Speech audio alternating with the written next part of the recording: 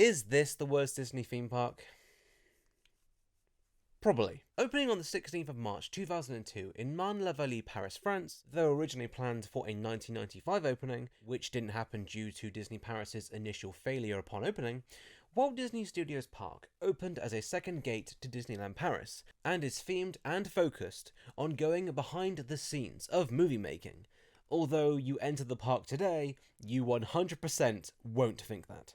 The extremely long and short of this park is that this park opened back in 2002 and was seen as a blemish on the Walt Disney theme park brand, with it opening with very few attractions, all of which are now gone or re-themed. And ever since then, it has been damage control for the Walt Disney Company, with the most recent of this damage control being a 2 billion euro pledge to bring in new lands and attractions to the park by 2024 for the Olympics in Paris. But for today, I wanted to go through this highly interesting to me theme park with a fresh pair of eyes, and review it for what is there today, because I want to see if this theme park truly is worthy of being a second gate, or if it's just a blemish on the Disneyland Paris experience overall. Before entering the park, you have to get there. Marne-la-Vallée/Chez train station is right next to both Disney parks, and is available to be reached from the Charles de Gaulle Airport. So I'd say that's how you should get there. You gotta respect Disney for making it easy to reach the parks from the airport, a one benefit of the French parks compared to their Florida and I believe California counterparts. Walking to Walt Disney Studios Park is rather unimpressive.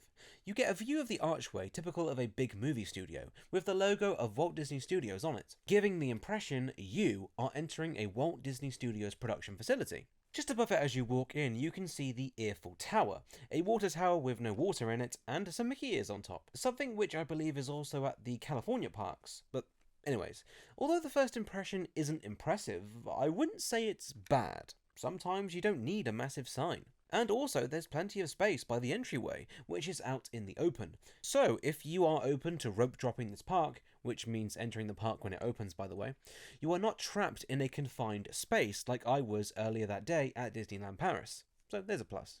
After entering the park, you're in an area named the Front Lot. To the left of you there's a gift shop, a small photo opportunity which just looks the perfect amount of tacky. To your right, guest services, which I did visit, as well as a concierge. Staff were very helpful there. I will say off the bat, the staff overall were really helpful, although the people running the rides weren't really the nicest to deal with.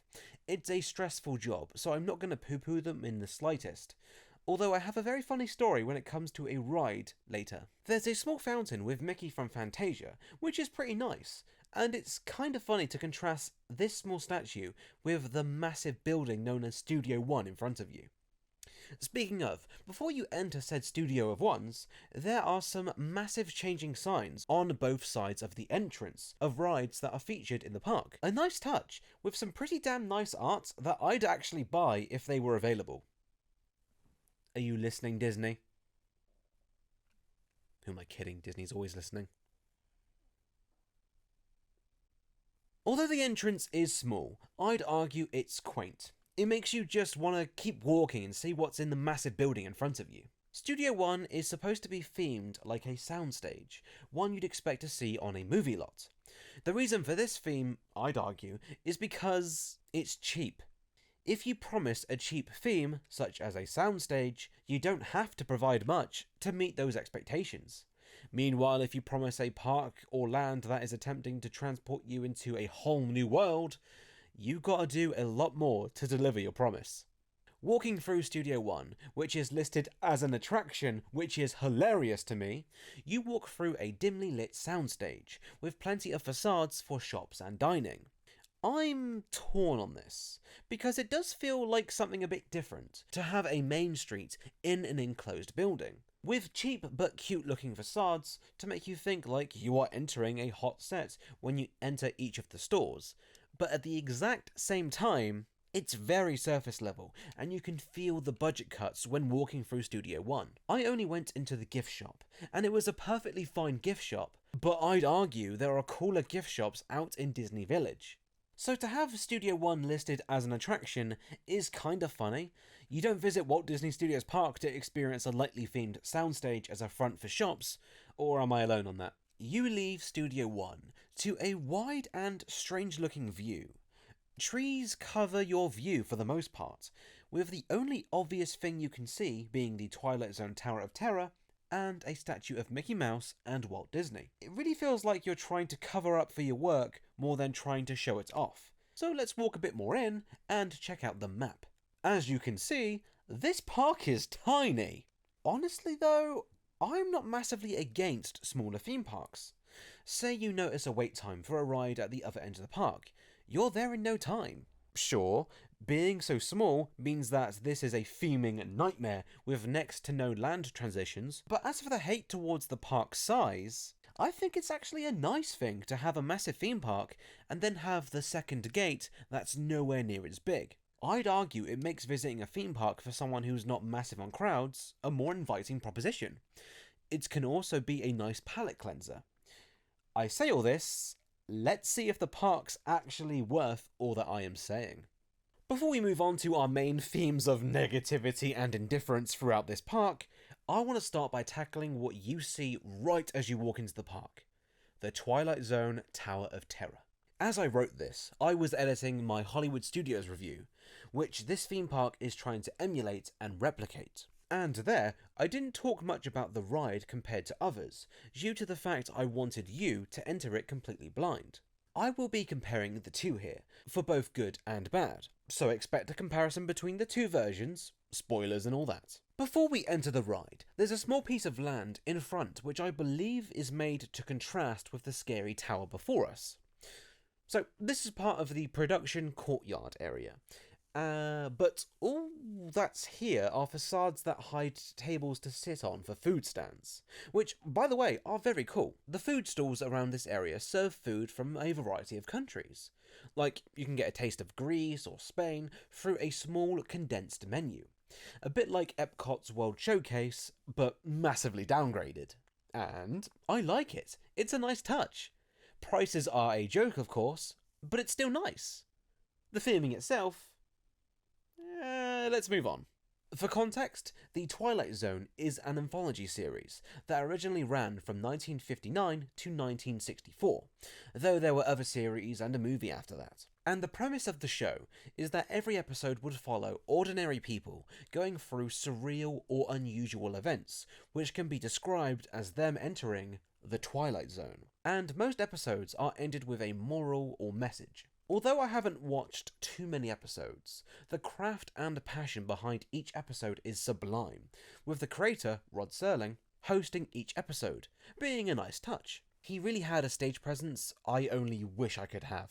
Before stepping foot in line, let's inspect the hotel itself. Although I believe the tower in Florida looks a bit more interesting and intimidating. That tower is strangely slim at the front, with a more attractive colour, which makes the damage stand out even more. Plus, the top of the design, as silly as it sounds, is pointy, and less welcoming. Meanwhile, the Paris version is a bit blander in colours, which you could argue means the hotel's lost its colour over the years, or after the event that changed the hotel forever.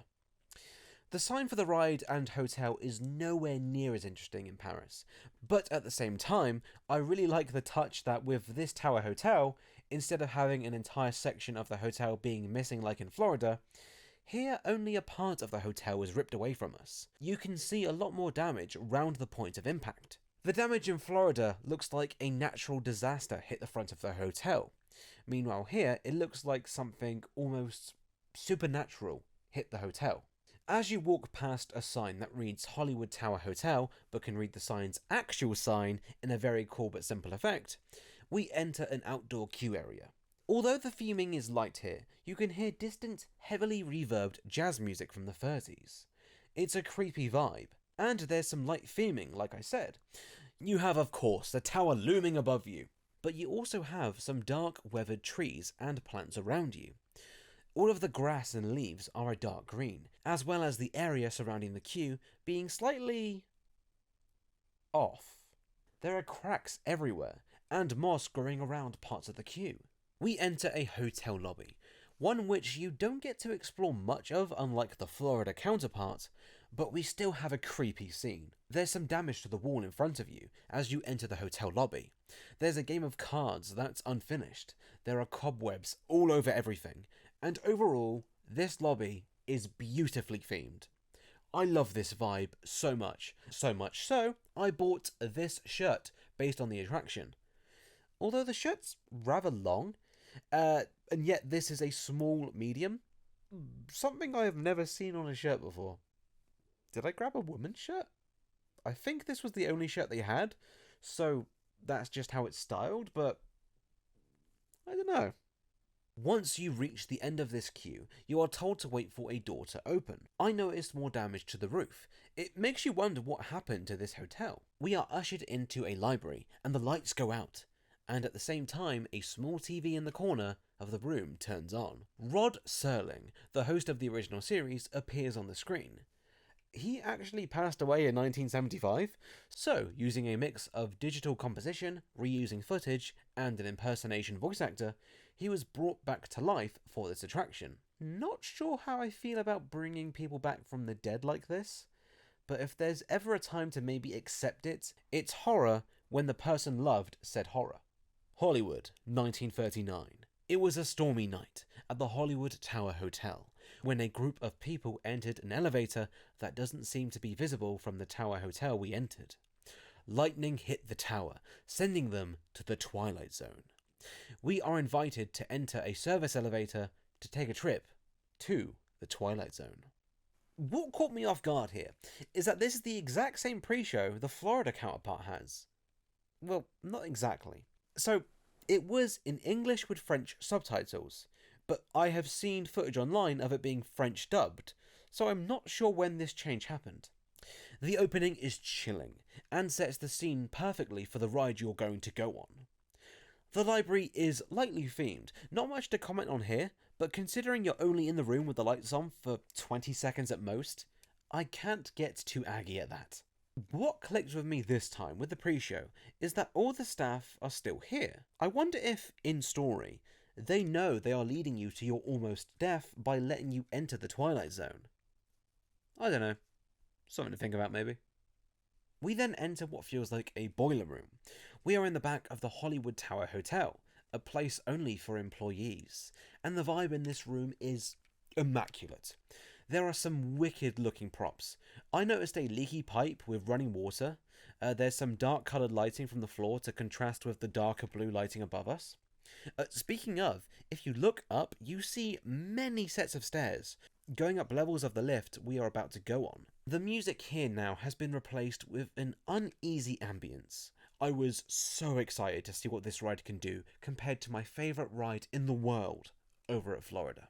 A note here, I did record my own POV for this, but I was at the front, so my view was a bit obscured. I tried. As the door closes, we get a TV turning on effect projected onto the door, and a little girl appears, speaking in both Francais and Anglais, saying, "I wouldn't be there if I were you." We are then flung up in the air, which was a nice surprise.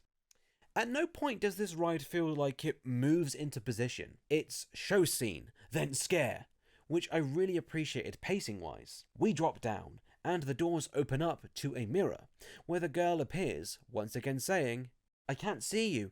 Don't get lost in this dimension." Some more lift shenanigans ensue, and we get a moment of pure darkness and peace.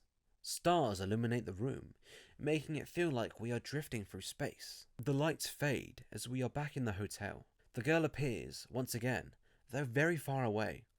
She asks us to follow her voice. She wants to help us get out of here. She fails, and we drop. After more fun, we are held at an open window, as the girl says, "We are almost there." More lift fun takes place as we are returned back from the Twilight Zone. The little girl warns us that next time we may not come back, before singing the Twilight Zone theme. So, if my ride walkthrough wasn't enough, the Tower of Terror is a ride where you are in a lift and the thrill is going up and down at high speed, while getting the feeling of zero gravity at some points. Like, at times, when you're at the top of the drop, it feels like you're floating for a second, and it's so damn awesome. A cool fact, How this ride works is not that you are simply going up then the ride drops you, but instead the ride is both pulling and pushing you at the same time. So when you are dropping and the feeling of weightlessness hits, that's because you're falling faster than gravity would let you. Isn't that cool? If I may now compare this to the Florida version, that version has only one story, but on the flip side, it moves forward during the ride. Like, you know that bit where you're floating in space for a second? In the Florida version, if memory serves right, you move through that room and it gives off more of a vibe that you're moving through space. Meanwhile, the bit with the girl just felt a bit strange, as she's trying to save us, but we're not moving. However, this ride, I'd argue, is more thrilling, as you get way more ups and downs, and the fact that there are multiple storylines means that there is some nice rewritability here. What I experienced turns out to be one of 3 possible stories. There was a reimagining back in 2019, which added new storylines to the ride. I was sadly unable to ride this more than once on the trip, as when I tried to ride it a second time, I entered the ride with a 30-minute wait. But after an hour, I had hardly moved at all. The ride wasn't down, but I couldn't tell you what the hell was going on. I will say, both now and near the end of the video, but operations were sadly very poor throughout the Disney Paris resort. More often than not, ride times were really wrong, with a 10-minute wait being between 20 and 30 minutes, and a 30-minute wait sometimes being an hour. Saying all that, and back to the ride, this is the best ride at Disneyland Paris and possibly one of the best rides in Europe. Though I have to ride a lot more before I can make this claim. Many of the changes in this version are not for the worst. I love that there are more ups and downs you get in this version. If I could knock the Florida version of Tower of Terror for anything, it's that when I'm done with the ride, I just want more ups and downs in the lift. Meanwhile, the Paris version, I feel pretty satisfied once I'm done with the ride. Getting a view out of the window was a nice surprise, although the view is nothing compared to Florida. Here, you just get a view of some of the Walt Disney Studios park and a bit of the Disneyland hotel. But the theming is on point once you enter the hotel lobby. The second queue, I'd argue in some ways, is better than the Florida version, and they both offer different experiences that I would argue, if you love thrill rides and horror rides, you owe it to yourself to ride both versions of this attraction in your lifetime. They are both great in their own way. I may prefer the Florida version for its a bit better theming and the more dynamic movement, but don't get it twisted. I flippin' love the Twilight Zone Tower of Terror, a new dimension of chills. Nous vous invitons, si vous l'osez, à l'emprunter, car dans l'épisode de ce soir, vous êtes la vedette. Et cet ascenseur conduit directement dans la 4e dimension. We exit the Tower of Terror into a massively open space. A massive space that I did not see getting used once. Like, it's so confusing why there's all this open space. It's nice to have an open space to walk, but it's just very strange. There was a Disney Junior show here that I obviously didn't watch, as I didn't want to end up on a list. There was a Stitch Live show, where you can sit down and have a chance to talk with the character Stitch. There's an animated version of Stitch on screen, with an actor reacting to what people are asking him. A cute, novel idea. I think Epcot you can do the same thing with Crush from Finding Nemo. And finally, Studio 2 hosts a massive theatre that have musicals you can watch. To try and include the audience that likes musicals and theme parks, I thought I should try at least one during my extremely short trip to Disneyland Paris. So, before I left, I checked out the final showing for that day of Together, a Pixar musical adventure. The outside of this theatre that shows this musical looks nice from the outside. Nice colours, and some nice simple pictures of Pixar characters are on the wall of the queue, giving you a small preview of who you will see in the show. After standing in a queue that makes you grateful you remembered headphones, while also wondering if you added up all the time you spent in lines, how many films could you watch in that time, we are ushered into a nice looking tunnel with some lights, and finally, to the theatre. A nice looking one at that, with some projections on the walls showcasing images of Pixar's past. So, spoiler-free review, timestamps below, I enjoyed the show overall. An orchestra scores a performance of actors as they perform in front of a stage that is actually a variety of screens. The actors play to both the moving screens, but also props that come in and out of the stage. Technically, it was quite impressive. The music, of course, was great, and the live orchestra was a nice touch, although at points we do hear more of the backing track than we do of them. The French-English language swapping thing is here again, where they either say the same thing twice, or you kind of have to get the gist of the story by how someone is responding to what someone says. The music is nothing I'd listen to again. I am not really a fan of the squeaky clean music that Disney makes, although hearing live instruments play Pixar tracks I know, as well as scoring parts of the film, were fun. Overall, yeah, I'd say it's worth your time. Anything else I say, I gotta spoil plot points or things related to the plot. Apologies if anything's a tad wrong or I skip parts, as there is no documented video of this performance outside of official preview material. So, the story of the show is that a child who is not Andy, guessing this is an out-of-continuity story, somehow owns the Toy Story toys, and is composing a piece of music. I don't remember how it happened, but the music got split up, and the gang go on an adventure through different Pixar stories to try and get the music back. Right away, you notice how actors react to the screen. It's pretty cool seeing the actors pretend to walk as the screen around them moves. Right away, I was very confused at the cast guiding us through the story. For the Toy Story cast, we have the regulars, Bo Peep, Woody, Buzz, Jessie, Rex, and at times Army Men show up. But Lotso is here too. If you haven't seen Toy Story 3, he ends up being a twist villain, so to see him here was very confusing, and I don't understand the choice. Thanks to 2 different Buzz actors, an elevated platform and some wires, Buzz actually flies in this show, and it's pretty nifty. He flies up in the air to chase after a piece of sheet music. He flies high in the sky as we enter the world of Up. The transition of Buzz flying up into the clouds is great. The staging and transitions overall were wonderful in this show. I just realised I forgot the order of what happens here. So, again, bear with me here. The gang want to go into the wardrobe to find a piece. They open it, and it turns out we are now in the world of Monsters Inc. A bunch of dance hijinks take place and goofy slapstick chases.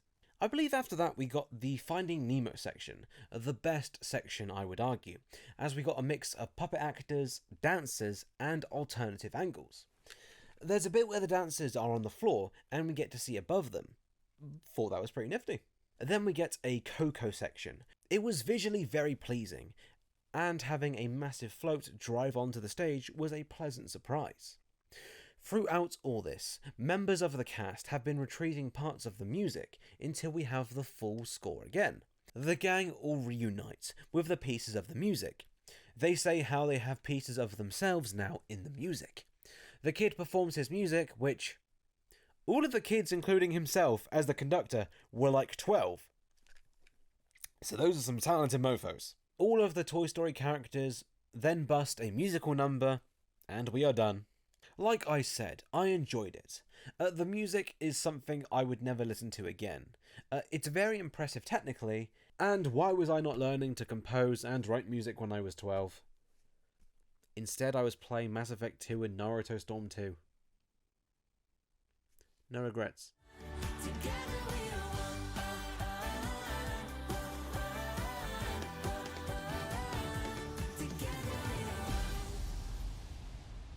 Let's leave this weirdly desolate area, past the Tower of Terror again, as right before us is the rather new Avengers Campus. A somewhat clone of the Avengers Campus in California, I believe the plot of this land is that it's a place where the Avengers train the next generation of superheroes. I think I could be talking out my ass. Walking through Avengers Campus for the first time gives off a strange impression. The colour scheme and overall design is rather muted and uninspired. The ground has the same rather bland colour palette design, as does a lot of the buildings. Really, the first impression is rather disappointing. But let's walk through and see what we got here. As you pass the sign, Avengers music filling the air in between children screaming, "Where's Spider-Man?" and "There's Spider-Man." There's a photo opportunity where you can meet Ant-Man, or just get a photo in the, what looks like to me, arc reactor that Iron Man has in his chest. To our left, we have Pym Kitchen, which is a buffet dining option, where you pay a fee and you can eat normal buffet food, on top of comically large and small food, such as massive and tiny burgers, and some sciencey looking stuff. It actually seemed alright, especially with the science motifs, but sadly I didn't have time to try it.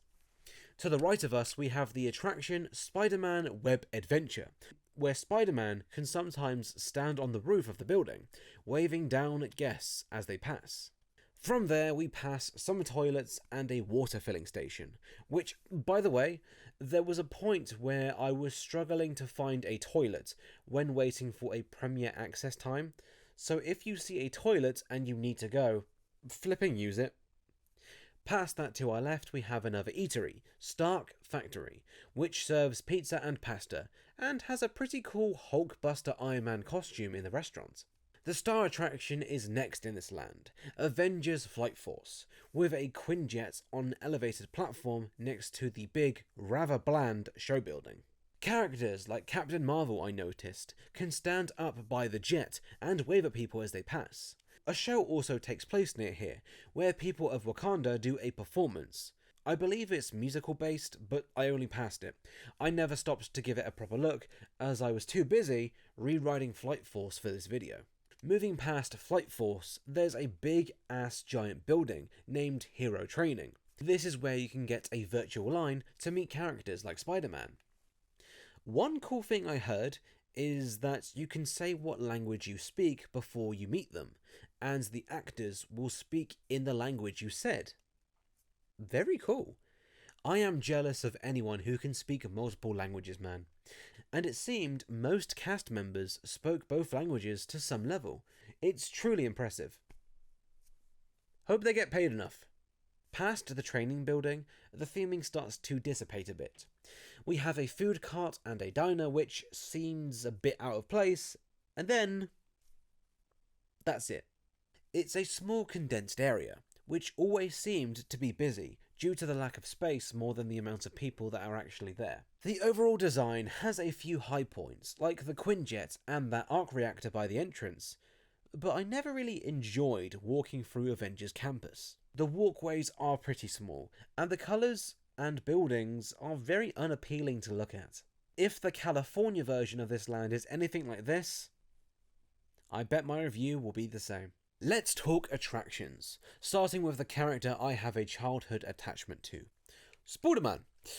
I don't care much for the Marvel films, though I did see the 3 Spider-Man films, as I was curious how they were done, so I do know a bit about the current Spider-Man series. Spider-Man W.E.B Adventure has us visiting a facility named W.E.B, which from my research is funded by Tony Stark, aka Iron Man, to train the world's best engineers. We are here on an open day to see the facility, it seems. The initial cue's nothing interesting. There are some posters on the wall introducing us to the people on the program, I believe, but besides that, not much of note in this line. I only did the single rider and premiere access lines, so warning there, but the design and colours are that of a warehouse. Oh, and premiere access, by the way, is basically the skip the line pass of Disney Paris. We'll discuss this later with Crush's coaster, as I used it on that attraction. We then get to a pre-show, where Peter Parker introduces himself as one of the W.E.B lead engineers, and he interacts with an AI called Sharon during all this. Today we are here to test out the new W.E.B Slinger vehicles, so he can shoot webs like Spider-Boy. As he's talking, an invention called a Spider-Bot starts to malfunction, duplicating itself and wreaking havoc in that room. Sharon offers to call Iron Man, but Peter says no and shortly returns as Spider-Boy Mabob. We are then recruited by Spider-Person to try and help him contain the Spider-Bot epidemic that's going on, as if it is not contained, Avengers Campus could be destroyed. A perfectly fine pre-show that gets to the point rather quickly, and it's nice to see Tom Holland himself do the pre-show, Although here he is dubbed in French, which is perfectly fine, but I don't know about you, I don't like watching dubbed live action content. Animation, sure, it's not real, but seeing a person speaking a voice that isn't theirs, I don't know, I never enjoyed it, never will. Oh, also, if you're in single rider, you'll be watching this pre-show to the side in your own area. Meanwhile, if you're in Premier Access or the standard queue, you'll be waiting in the larger area of the room, or in your own waiting room, as it seems like there are 2 pre-show rooms? Please correct me below if that's not true, but there were 2 doors you could go through, it seemed like. I don't know. We then move to a loading area. If you are in single rider, you are in to the side with a mostly tinted window for some reason blocking your view. If not, you have to wait in a very, very tight corridor, which actually had me really unsettled at a point. I really did not enjoy waiting there. I think just because the space felt very enclosed. Anyways, the ride vehicle seats 4 people, and it is a 3D ride, so be sure to grab some 3D glasses before getting on the ride. In terms of a story, it seems you are going through the W.E.B facility dealing with the Spiderbots. We go on a Quinjet, we save the day, that's about it. So, let's talk gameplay. I really enjoyed this experience. In this experience, the ride asks you to pretend you are Spider-Man and thrust your arms forward. I'm assuming like this, because ladies and gentlemen, this game really makes you feel like Spider-Man, to shoot webs, so that you can take out those rogue Spiderbots. See, I was worried about the tracking of the ride, so the first time I rode the ride, I kinda just threw my arms with a limp fist. But to my utter surprise, the tracking in this ride is spot on in my opinion. They almost want to surprise you with how good the tracking is, because at the start there's a small little screen right below you on the ride that shows your score. It shows your head and arms, and whether I was trying to shadowbox my demons or act out dead memes, it worked like a charm. So, on my second go, I was fucking gomo no gasoline gun through that entire ride. I might have looked like a bit of an idiot, but it felt way better. The game does reward being accurate, but if you spam in a general direction you are looking, you should be okay. If you are a fan of light gun shooters like House of the Dead or Time Crisis, or of course Buzz Lightyear's Laser Blast, you'll be right at home here. I think this is more Time Crisis compared to House of the Dead, as here the main appeal of the ride is going for a high score. And how do you do that?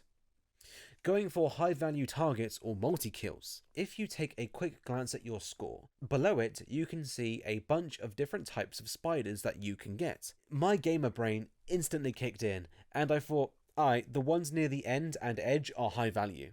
And from there, I started looking around the sections around the edge of the screens and trying to find higher value targets. Some targets would explode or create collateral damage, taking other Spiderbots out at the same time, so it really was worth looking for the higher value mofos. What surprised me too was that your webs can interact with the game's environment. You can break glass and doors on air vents to get hidden Spiderbots, and you can pull towards you explosive red barrels to blow some motherfuckers up. I was shocked at how Web Adventure was an actually competent light gun shooter. My face after the first screen went from curiosity to genuine enjoyment. I really enjoyed the ride experience. And how it works is you'll have a screen that has a scripted story that takes place. For example, a big Spiderbot appears and it's going to fail. However, we can take part in that scripted sequence, earning points, as well as being able to interact with the background. If we didn't shoot the background at all, nothing would happen. So there is some dynamic gameplay here, which does make re-riding fun, as you can discover strategies, and then come back to implement them. The previously mentioned 3D is perfectly fine, but if you are worried about tracking your webs in the chaos on screen, your web has an assigned colour, which is a weird phrase to say out loud. And I personally found it very easy to track since the web shoots from the ride vehicle. So if you get lost, just look down a tad when you're shooting and you should find your web. It may look a bit naff in my POV, but you don't have the glasses on. I should have grabbed a second pair and somehow stuck it onto my action camera, but you live and you learn. As you go from screen to screen, there is a bit of theming which is appreciated, and in between each screen, your score is ranked and given a medal. I think this ride is measured as a team, so be prepared to get dragged down while people are trying to do the Spider-Man whip, while you're boxing out all of your demons via the power of webs.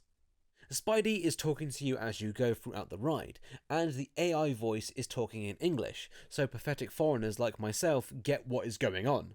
The typical Marvel music plays throughout the ride. I don't think there was any new music scored for this, though feel free to prove me wrong. But that's not a massive problem. To go full IGN once again, the ride really wants to make you feel like Spider-Man, so playing the music you know and hopefully love, I bet there are some kids and childlike adults who are grinning ear to ear while shooting webs with that music playing. Overall, I thoroughly enjoyed Spider-Man Web Adventure. I can fully see people my age enjoying this more than perhaps the older generation, since the tech doesn't involve an actual gun or a physical object for you to shoot from. But I think the tech's implemented well, and it's easy to understand, as long of course you're physically able to do the ride. I was gutted I was only able to go on it twice, as I was able to improve my score shed loads from Ride 1 to Ride 2. I bet if I got another go I could have broken half a mil. Yeah, maybe in the future. However, when you leave the ride, you'll face a leaderboard, where there are people who have doubled or tripled your score. But you are going full anime protagonist and giving it your all. What gives? Well, because we can't have anything truly pure in life, in the gift shop you are able to buy a web power band to upgrade your gameplay. You can also buy add-ons that, on top of being toys, they can interact with the ride in different ways. So, this ride has pay to win. Really, we were so close to having a surprisingly great ride in this theme park. So close to having a ride that I can 100% say, yeah, this is great. But the pay-to-win aspect puts a bit of a dampener on the whole experience, as you never know if someone has used or not used these power bands. You know how on speedrunning there are different categories of speedrun, like glitchless or glitched runs? It would be great if the leaderboards at the end of the ride showed people's highest score, but then have a web logo or something next to it, to their name, to show that they used a power band. You could argue that's naming and shaming, but using something to get an advantage over the common man? That's something a villain would do, not a hero. Wouldn't you say? Hello, I believe this is a correction actually. I was looking at leaderboard footage of this ride and other people's POVs, and it turns out on the leaderboards at the end, there is a section to the right of the leaderboard that says Web Tech. So I am assuming, because I actually can't find anything online that proves this correct, that this is the naming and shaming that I just mentioned. So congrats for Disney for naming and shaming these people, but also, god damn it, I wanted to end this section with a really cool line, and I can't. Moving on.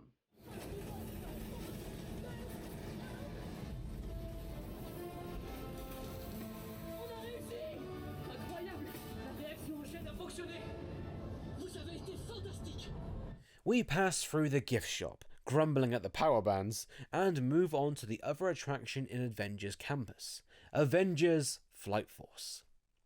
The attraction replaced an opening day ride, Rock and Roll Roller Coaster starring Aerosmith, a ride that is also found at Disney World in Florida.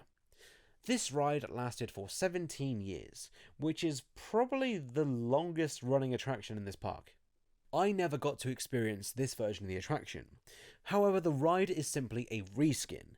I believe the track is the exact same, so the ride is still here in spirit. We approach the entrance, and I have to say, I am reminded on how much I really don't care for the look of this land the longer I am in it. Like, look at this entrance. Does this look appealing to you? As you enter the queue, you enter dim light blue lighting.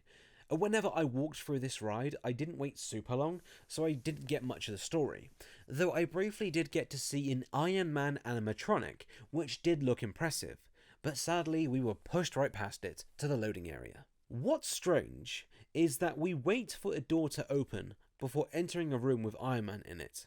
It's a cool reveal, but I don't get if the door's supposed to open and then you wait here again. I guess when the ride's at higher capacity, that's when that would happen. But in my case, I only saw him once when I went through the general line. You don't see him if you go through single or premier access, I think. From what I gathered, we are going into space to help French-speaking Iron Man and English-speaking Captain Marvel with some nondescript bad guys. I really could not tell you what they are, and I rode the ride various times. Speaking of, after my various rides, I still have no idea what the point of us in the battle is. My best theory was that we were just cannon fodder, aided by the fact that during a corkscrew, we are told that we are doing evasive maneuvers. That's not very hero-like.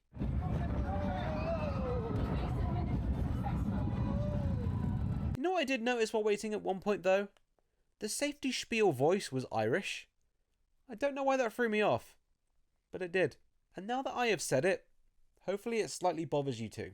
360-degree loops and sudden drops at high velocities. Moving on to the ride itself.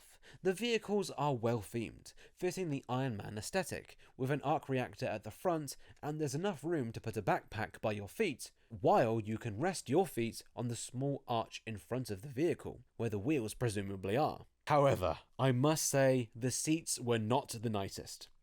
I felt like there were two, grooves in the seats where I'm guessing you're supposed to rest in, but instead they just poked into my back the entire time. So my back was never fully against the seat. It made what could have been a fine attraction kind of uncomfortable to ride. If anyone else has this issue, please let me know and tell me I'm not crazy. We leave the loading area to see Iron Man getting ready for launch as we prepare to enter space. After a countdown, a thrilling launch occurs. If you have never ridden the original ride, Rock'n'Roller Coaster, the main appeal of it is that it's got a thrilling launch, it's fast as fuck boy, and there are speakers on the ride vehicles, which is used to pump through a soundtrack. The launch is still here, since the ride's layout is the same, and it's hard not to smile when the launch occurs. It's very satisfying. I think as an adult, I finally understand why people smile when a car goes fast. We fly through space, seeing Captain Marvel fly by on a screen, confirming that we are indeed in space. We see Big Man Iron Man floating as Captain Marvel directs us to where we have to go. Iron Man and Captain Marvel are blowing shit up as we pass them, since we have done jack shit so far to kill these baddies. We prove that us being here is a mistake, as we have to perform evasive maneuvers to avoid getting blown up. Some more roller coaster shenanigans in mainly the dark, and we are back on Earth. Captain Marvel sucks up to Tony, and scene.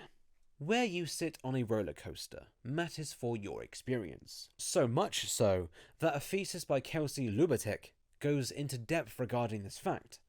The front row offers the best view, while the back is considered more thrilling. Now, this all depends on the type of roller coaster, but that is the long and short of it for this example. I speak of this as the front row of Avengers Flight Force means you see less of the screens. However, it's nowhere near as bad as I first thought it would be. I got enough of what's going on, though the further back you go, the more time you'll get to look at said screens. Although I'd argue there's not much to look at. You see Captain Marvel and Iron Man throughout the ride. However, it really isn't much to talk about. They shoot some baddies at one point. That's about it. It's really a letdown in that regard. The speakers on the ride seem to be tuned to handle rock and more balanced sounds, more than higher impact sounds like explosions, as it sounded like the speakers kept peaking throughout the ride, distorting sounds and dialogue. Either that, or the speakers are the same as many years ago. Both are plausible. As for the actual roller coaster, I felt fine in regards to having a headache, but to the back thing, it was really uncomfortable throughout this ride. Maybe it's where the back cover kind of stops and it's the edges of that? I really don't know. It only dawned on me after my third ride, and that was my last. It's strange. I really think I would have preferred the original version of this ride, as I love Rock'n'Roller Coaster over in Orlando. So this retheme wasn't the best in my opinion, but it's a perfectly fine ride. A shame, as the idea of flying through space with Iron Man is a cool idea. Heck, I enjoyed Iron Man VR on PlayStation VR plenty. But sadly, this one misses the mark.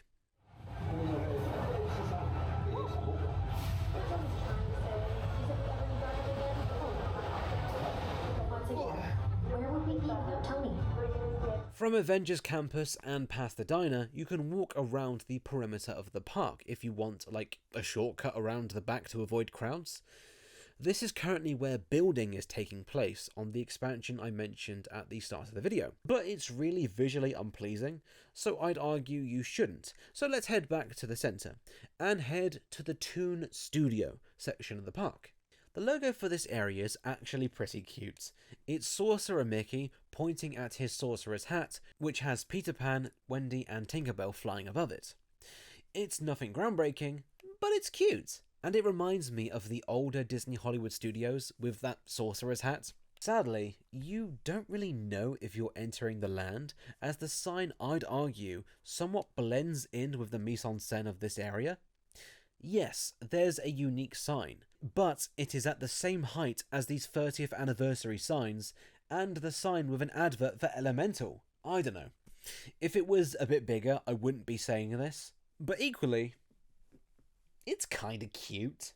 To our left, there's a theatre that was showing Frozen: A Musical Invitation, but sadly I didn't get to try it, so moving on. Once again, we are in a rather wide open section, though this time at least it was used, as at times Lightning McQueen would drive through, which was a nice surprise, although the car did look a little worse for wear in some ways. You may hear some screaming children, and no, they aren't seeing the price of a bottle of water. Instead, they are at the Little Monsters Inc. area, where you can scream into canisters from the movies to attempt to fill them up, as well as a photo opportunity for Monsters Inc. I believe there's a meet and greet here, but I didn't see it. I found a 14-year-old video documenting such meet and greet. I just thought it was cool. However, if such a meet and greet still happens today, I feel really bad for the staff in those costumes dealing with screaming kids in front of them, as well as to their side. God bless them. Next, there is yet another theatre, this time showing the live performance named Mickey and the Magician. The full performance is viewable on YouTube, and it looks perfectly fine, but sadly, time stopped me from checking out this show. Finally, in Toon Studio, there's a spinner ride named Flying Carpets over Agrabah. The gimmick here is that you are shooting a movie? A scene in Aladdin? No clue. And we are invited to climb aboard a carpet and fly around. This really does continue the theme of movie making that Walt Disney Studios Park wants to evoke, but it's such a cheap theme and it feels really uninspired, as does the queue for this ride. The queue is themed to a soundstage, but there's no passion here. Unlike, say, the drive-in theatre at Hollywood Studios. This felt soulless to me, and I really didn't feel like waiting 25 minutes on average for a very lightly themed spinner ride. At least Dumbo has a history behind it. And that's it. Yeah, that's it for Toon Studio. Yes, a meet and greet, a place to scream, 2 shows, and a spinner ride. Kinda crazy. But luckily we have one more land to tackle today, and what I'd argue is the main event of this park. That being Worlds of Pixar. I will say, I saw some Worlds of Pixar merch knocking about the park, and I actually really liked the look of a lot of it. But I made my peace already with merch purchases on this journey that I am embarking on. Overall, I'd argue the theming in this section of the park is the best. It varies in terms of quality for sure, but the highs are really pretty good. Nothing like other Disney parks, but I'm trying to be somewhat positive here.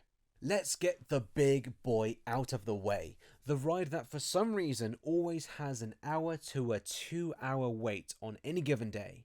Crush's Coaster.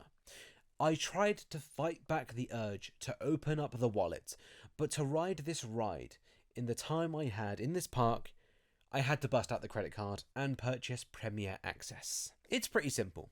You can either pay a higher flat fee for a skip the line pass from a list of rides in both Disney parks, or you can pay a varying single fee and then be given an hour time slot to come back and ride the ride. The exterior of Crush's Coaster is rather unimpressive. It's housed in a soundstage like Studio One, and the only way it's themed is with some dark blue rocks and a mural of Crush and some sea turtles from Finding Nemo on it. What is kind of nifty though is that the ride will go outside for a portion, giving you a small preview on how the ride vehicle looks and a preview on the spinning feature this ride has. I do like the logo though. The seagulls are a nice touch, and I like the little spinning shell warning you that this ride's gonna spin more than a Beyblade. From the small look I got of the exterior queue, it was nothing worth talking about. The inside, meanwhile, had a nice little bit of theming, with the seagulls going, "Mine?" which must piss off the ride operators. And a few nice touches to make it look like we are on, the end of a pier or a beach, about to take a dip into the sea. The ride vehicles are in a 2x2 configuration, holding 4 people per ride. This is probably why the wait times are always so high, and why the wait time for single rider isn't that much better than the typical queue. So, sadly, unless you got feet of steel, you may have to cough up some dough if you visit this park. Also, there's fuck all in this park, and this is one of 2 roller coasters. But who am I to say? A warning from me, the ride vehicle's also super tiny, and my backpack with my laptop, clothing, headphones, and other things inside did fit, but it was an ultra tight squeeze, and I did worry for my bag, so be warned of that.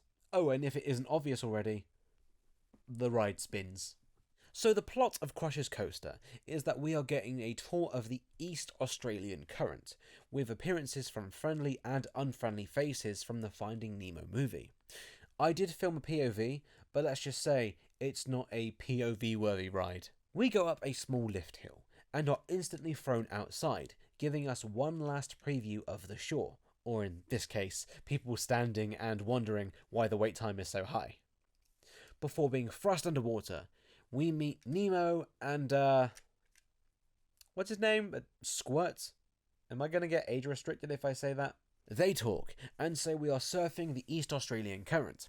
We then get a nice, quiet, dark ride portion, where you're just swimming along, taking in near pitch black darkness, before approaching a steel ship with a hole bitten into it.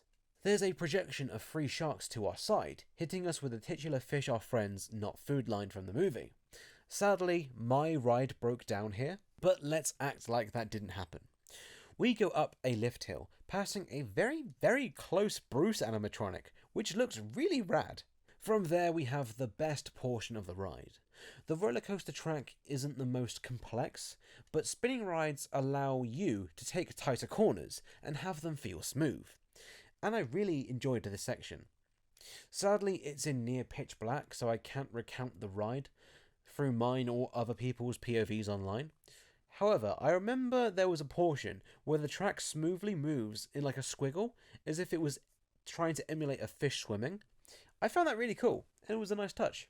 There was also one part where you're facing down the floor, or facing the ceiling if you're the other way round, and the track performs like a C shape. It was totally tubular, as the kids would say. Crush says something to us while obviously high, and that's the ride. It's quite fun actually. The Finding Nemo score was a nice backing track to the ride, and it made it feel a bit unique compared to other roller coasters, and spinner rides I have ridden in the past. The Bruce animatronic was a nice surprise, and I didn't expect the dark ride portion near the start. The long wait and average outdoor queue, which is where you'll spend most of the time in the queue of the general line, is gonna dampen some of the fun, I will warn, but overall, I thought Crush's Coaster was not too bad. Nothing amazing, but not bad.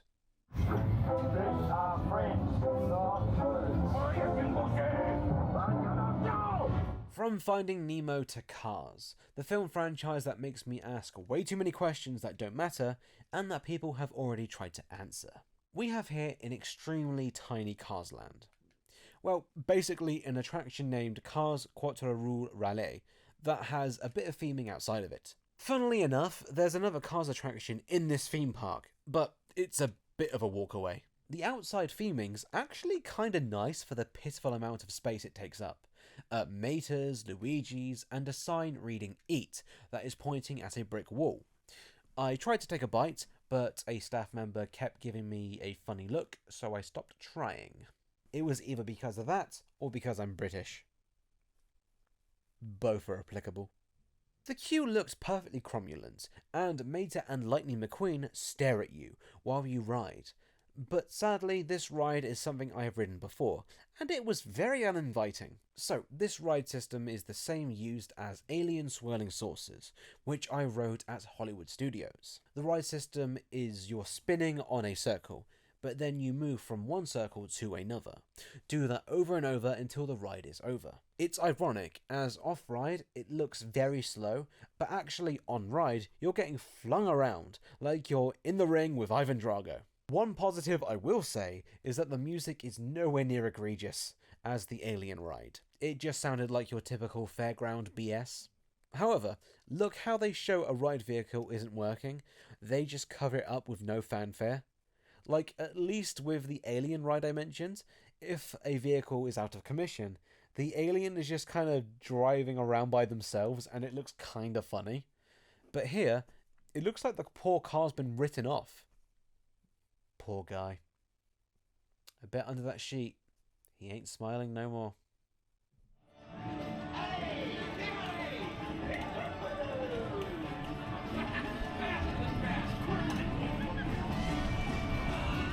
There's a small character meeting area near here where I frequently saw Jessie and Woody from Toy Story in front of a nice Toy Story mural.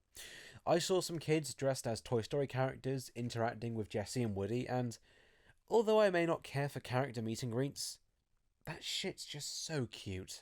That transitions us nicely to Toy Story Playland. What was quite funny, I stood to the side of a main pathway into Toy Story Playland by an exit/entrance for staff members to check my bag.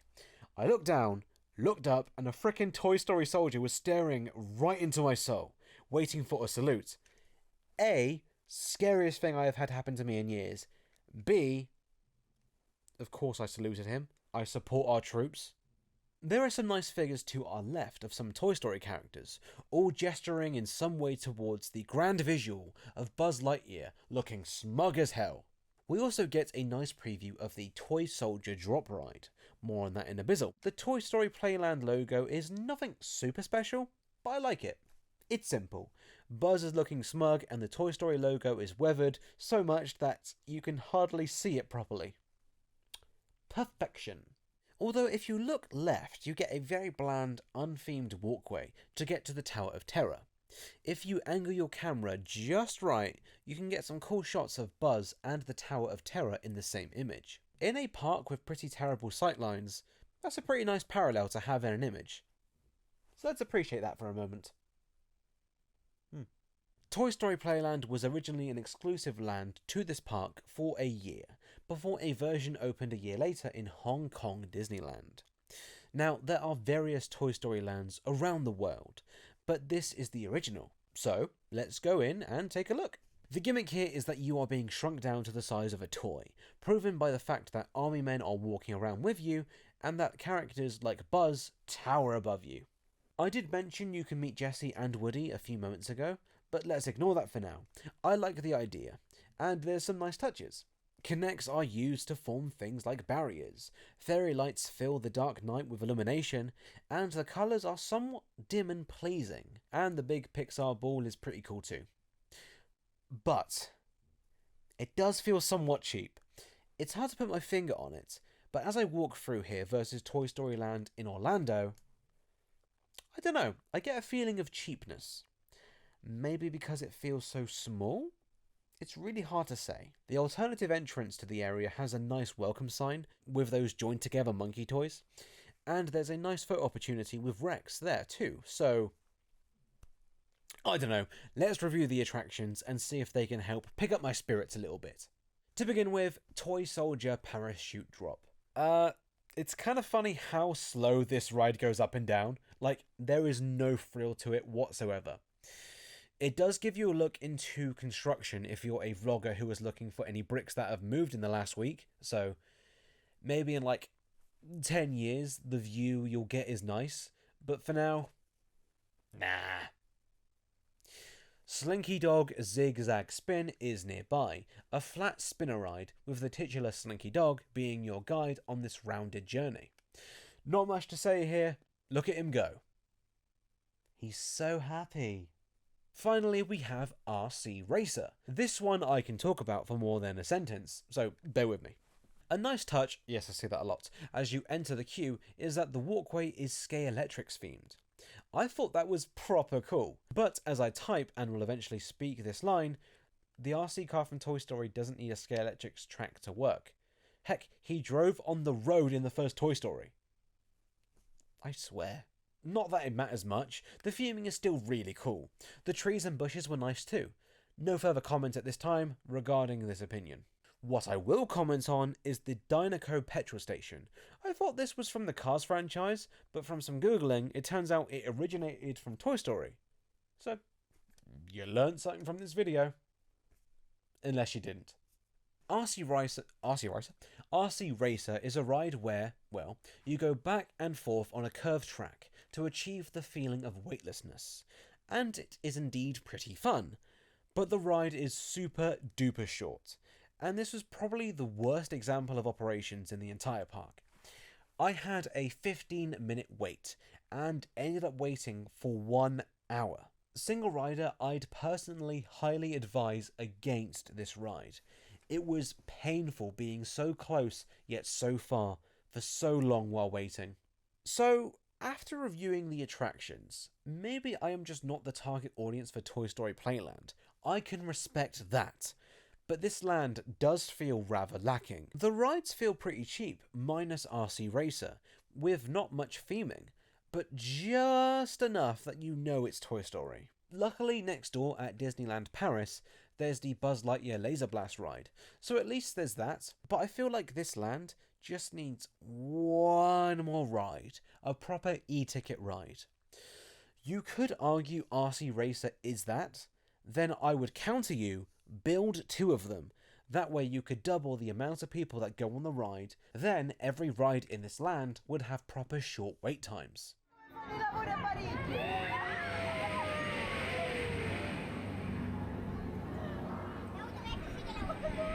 Since there's no way to smoothly transition to this ride, Cars Road Trip. So this attraction is a re-theme of the Studio Tour, previously available at this park. The only thing is, this theme park has never been a functioning movie or TV studio. So at least this re-theme adds an IP to change up this ride a little. Walking to the ride, you pass a few Toy Story murals, which were pretty nice photo spots if you're into that thing. But you have a quite weird walk away from any of the lands to go on this attraction. This ride really feels like it's on its own in this park, proven by the fact that I don't think there is ever a long queue with this ride.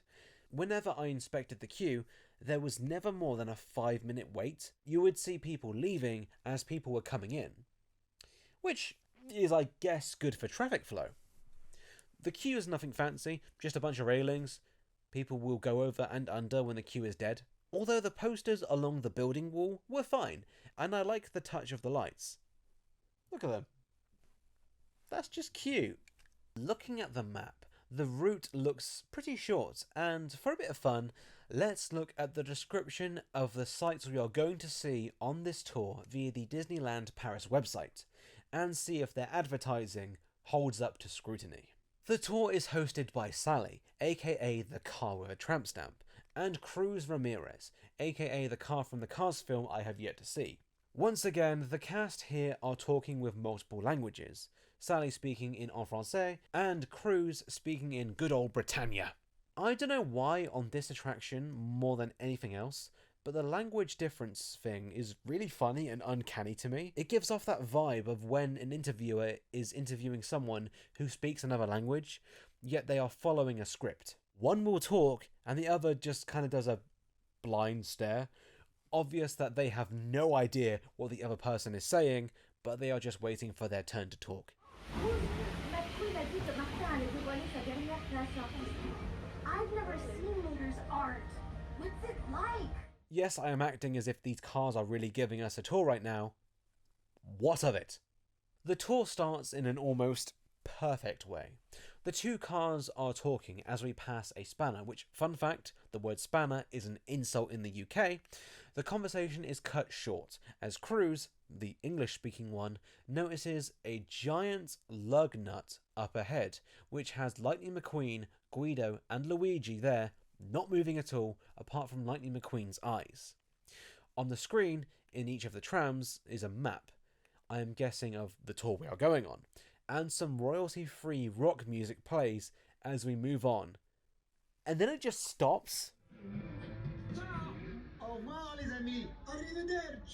And we keep on driving.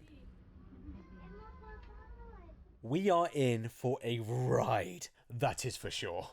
After the map stays on screen for way too long, the screen cuts to black, and then the next video plays. We pass through some extremely light theming to get to the main event, the Catastrophe Canyon. For some reason, some poor Dinoco lorry is just stuck here. Maybe he's already dead, which would make sense as he doesn't say a word during what is about to happen. A flash flood occurs, with water coming from in front and above in a very impressive effect, along with fire coming out of the lorry and the surrounding area. Then we just move on, like are Sally and Cruz not concerned for this lorry who could have burned or drowned to death in this disaster? If we crash, it seems every man, woman and car for themselves, as I doubt they'll help us. Pricks. You would think that would be the end. Sure, it would have been stupidly short, but at least it attempts to end on a grand finale. But after quite a bit more driving, we reach Tomater and his Fuel Tower. I feel offended for the country of France. And then it just ends. Minus the reused natural disaster set, which, yeah, is really cool in person. This ride is a waste of time, and should only be ridden to try it once if you're so inclined to. Love things that are terrible like I do, or you just really love the Cars franchise. And if that's the case, on the Cars spinning ride, you are already very close to Mater and Lightning McQueen, and if you time it right, you can just watch Lightning McQueen drive around the theme park. This ride is as filler gets. It'd be nice to have the disaster sets get reused for an attraction down the line, or maybe be part of a show, but this ride is for sure just filling space and a slot on the list of attractions until a new land is built near it or over it. Just Fuel Tower. I can't wait to see what Mater's done now. Oh, je vois Martin là-bas. Oh, Mater, you made your own Eiffel Tower? Let's never discuss this ever again, as we go back to Civilization, pass an alternative entrance to the Toy Story Playland, which I previously mentioned, through an archway to what for a long time, before Avengers Campus opened, was the newest land and attraction in this park. Let's see how many takes this takes. Ratatouille, le Ventour, Tourlement, Truc de Remy, or Ratatouille, the Adventure. That was my first take, come on! I did experience this land at Epcot, that of which I'll show here, but at this time I remember very little about the area itself, so that's for a review in the future. However, that version over in Florida is a clone of what is here, so it's nice to be able to ride and visit the OG. A very quick note, and don't ask questions, the Ratatouille ride at Epcot is indeed a clone seen at Walt Disney Studios Park. However, the surrounding area and the France Pavilion in and of itself is not a clone because that was there before the ride was designed. Before we enter the ride, the actual land itself is rather wonderful. Even more so when I think about how small it is. Ideally, I'd like it a little bit bigger, as even on what felt like a quieter time, the land always felt like it was busy, despite the weight of the actual attraction being not so bad. In typical form with this park, the transition to this area is a bit naff if you enter from the main entrance. You walk to Toy Story Playland, ignore Buzz, turn right, and you're just kind of there. Meanwhile, at the other entrance, you enter through an archway that actually has a quite nice sightline, as you can see a water fountain, the ride, and the restaurant in the distance. The entrance is half good. We take the wins where we can get them. We're going to imagine you're walking in from the more traditional entrance in this example, mainly because that's what you'd likely be doing, plus it's the footage I got from memory. As we walk in, we have a variety of food stalls, themed like the ones seen near the Tower of Terror. The smells were to die for, and they all seemed busy. I really liked this idea, and it was also cool to see one of these stalls literally just selling wine. To the right were just simple facades, and they were all fine and all that, but so far I am really liking this land. As we move in closer, we find the aforementioned fountain, restaurant, and ride. The fountain, what do you want? Now for real, the water coming out of the wine bottle is cool and all, but I really like all the rats carved into the fountain. And look at them all, in slow motion. Now, the ride itself. To begin with, the exterior seems friendly and welcoming, something I never thought I'd say about a building. Let me tell you, the entrance to It's a Small World next door is the opposite. The overflow queue, which I remember standing in back at Epcot, struck fear into my heart, and I swear this sign could have been done a tad bit better with the placement of its words. I don't know, what do you think? Am I being too anal here? Graphic design is not my passion, so not the best critic here. But then again, I'm not the best critic for theme parks, and here we are! I went in through the single rider line every time, that of which has nothing to mention, as single rider never does. Nothing wrong with that, although you do get teased with a neon sign, which is pretty cool. But at the same time, you do get to see said cool sign, so maybe skipping the main queue is worth it to you. Entering the main queue, once we depart from the overflow queue, which actually does look better than Florida, as there's actually some theming here, so score 1 to Disney Paris.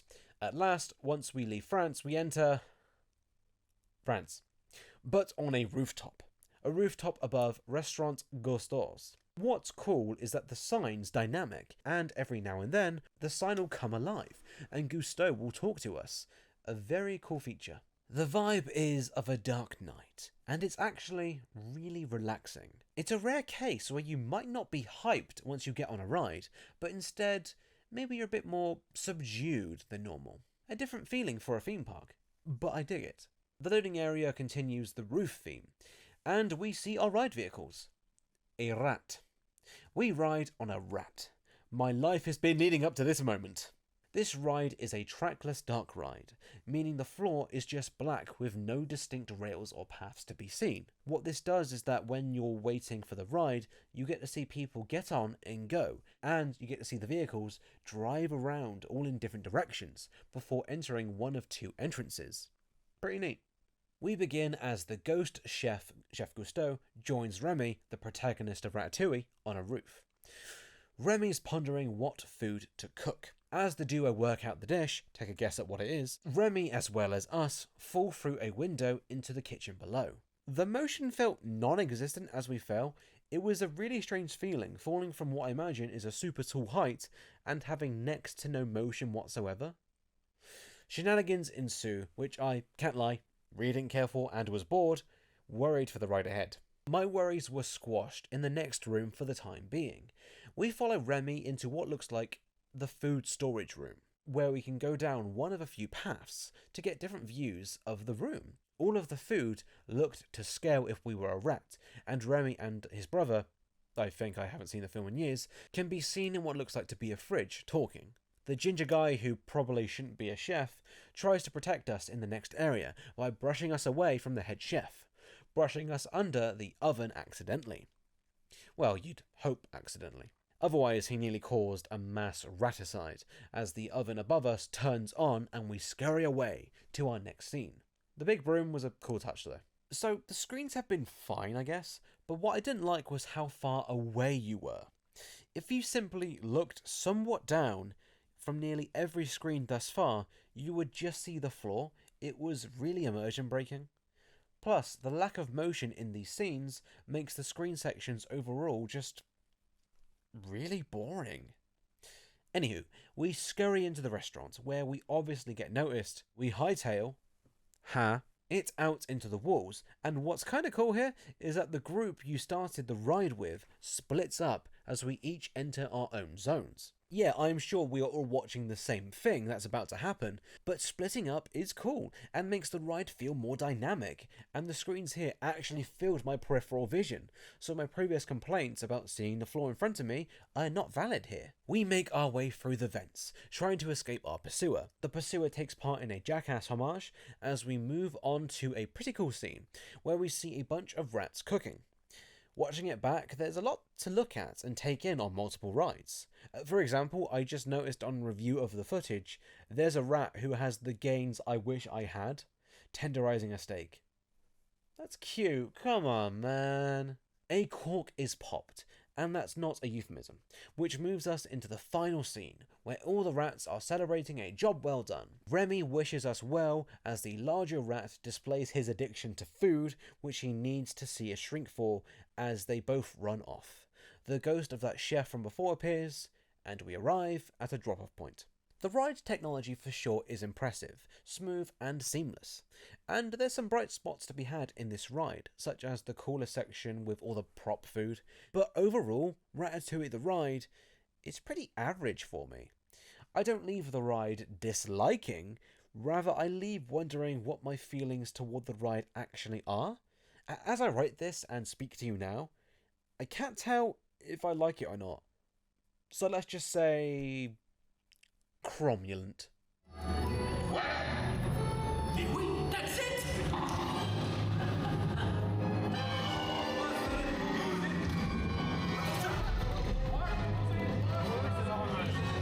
As you depart the ride, you get to peek into the restaurant's Bistrot Chez Remy, and it does look lovely in there. Can't comment on the quality of the food, but the fact that you get to look into the restaurant, which I'm assuming is what Remy is making, is pretty cool. Commercialism aside. I will say, the Remy restaurant looked like the highest quality dining you can do in this park, to my untrained eyes, as everything else I saw, mainly in Studio 1, was quick service dining with the kind of food you'd expect from a fast food place. Pim's Kitchen, as I mentioned before, did look good, and I was curious to try, but that's a buffet, and is trying to give you quantity of food, not quality. Back to Chez Remy. Here's someone else's B-roll, by the way, as I didn't have the balls on the day to walk in and film strangers eating their meals. Maybe when I have more confidence one day, I can go full YouTube prankster and slam a camera in their face and ask them what they think while saying it's a prank, bro. Finally, there is an Avengers nighttime show, a show which combines projection mapping, music, lights, fireworks, and drones for an audio-visual showcase, which takes place on and around the Tower of Terror. Sadly, I missed it due to time reasons, but watching it online, it is really impressive, and I believe drones should be used even more in nighttime show things. It means you can reduce the amount of fireworks, which reduces local noise and air pollution. It's probably cheaper long term once you've invested in the drones. You've got them unless one of them breaks. Meanwhile, fireworks, not sure if you know, but there's a no refund policy after use on them for a reason. But yeah, it's actually a pretty great show, and I recommend you watch it if you're there in person or online, just like I did. There are some cool uses of projection mapping mixed with the drones to create some cool effects, such as the character Doctor Strange here creating a portal. Yes, there are still fireworks, but much less than I remember previous Disney shows I've seen before using. I don't know. Although I'm not a massive Marvel fan, 'tis a shame I was unable to catch it. I noticed Disney welcoming drones more into their shows around the globe, and I fully endorse that. As I write this line, it was announced that a new show for 2024 is coming to Disney Paris that features drones heavily by the look of it. I'm down. To be fair, as you're hearing this, the date is probably about to happen or literally just happened. So, Walt Disney Studios Park. What to say? I can't claim this is the worst Disney park in the world, as I haven't been to them all yet, but I can see what people mean. It's tiny, and in not a good way. You'll walk into one land while leaving another, minus Avengers Campus and Toy Story Land, and you'll have no real idea what land you're in. Like, when you enter the Ratatouille area, you may think, this is a Ratatouille world or something. Nope. Quite a while ago, you entered the world of Pixar Land, which is inside Toon Studio. But because there is so little going on inside Toon Studio, it would look stupid to put a sign right after another. I don't know, man. This park's crazy in the best and worst ways. There are some great attractions here. The Tower of Terror may not be as good as the Florida version, but being a pretty damn great version of one of the best rides in the world, still pretty good.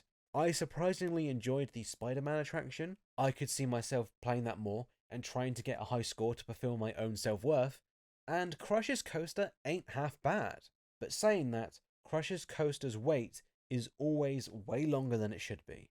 And besides those attractions, the others are fine, average, or pretty bad. I enjoyed my time at Walt Disney Studios Park, which, by the way, is a pretty annoying name to say. But after a short while in the park, I was surprised by the overall lack of quality that you'd expect from Disney. If I were to return to this park, it'd be in like 10 or 15 years, when there's so much more to do here than there currently is.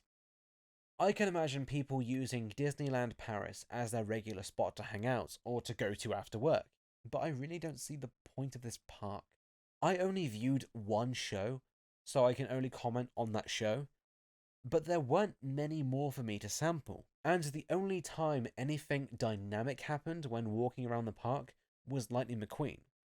I have a feeling that's one of the only dynamic things that happens in this park, because I saw him drive around twice in my short time at the park. I dunno, man. I honestly would say check out this park for the Tower of Terror alone, because I really adore that attraction so much. But unless you saw something that interested you throughout this video, this park is very skippable. But then again, if you've watched me before, you know I like the good and I love the terrible. So if you're anything like me, you should check this park out. Plus, that Spider-Man ride is pretty fun. It really makes you feel like Batman.